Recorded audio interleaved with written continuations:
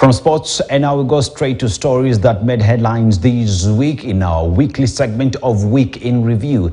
And we go straight to the first story, that is King Charles visited Kenya. He was in the country for 4 days and he acknowledged the painful past that the country went through during the colonial period, after which he said that we should leave past the painful history. This is according to President William Ruto in his speech when the king was present in State House, Nairobi. Now, Ruto said that the march remains to be done, and King Charles said that he regrets the wrongdoings that happened during the colonial period. Remember that many Kenyans from different parts of the country had demanded that he apologizes on behalf of for the atrocities that were actually meted to Kenyans during the colonial period. But now let's go straight to matters of education now.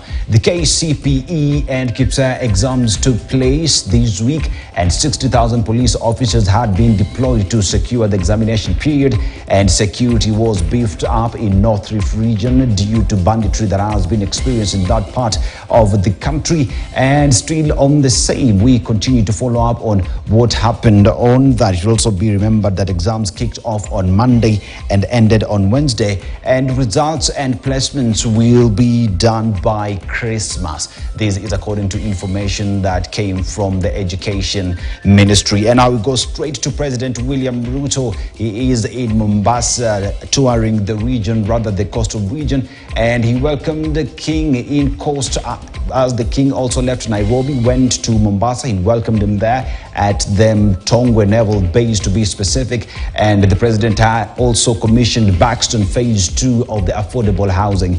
Now, he also absentee landlords will be bought off so that the squatters in Mombasa, in the coastal region, would be able to have land there. But now let's go straight to another story that is that hit the entertainment sector. Now, Ali B, the coastal-based musician, died this week. Now he succumbed to a short illness.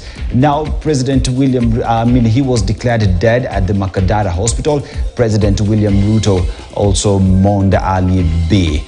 That is very sad for the country, and to the family and friends we say pole sana. These are the stories that reigned the airwaves this week in review. My name is Dennis Aseto. Our sign language interpreter is Meresha Owiti, and to the entire team that made this a success, asante sana and good night.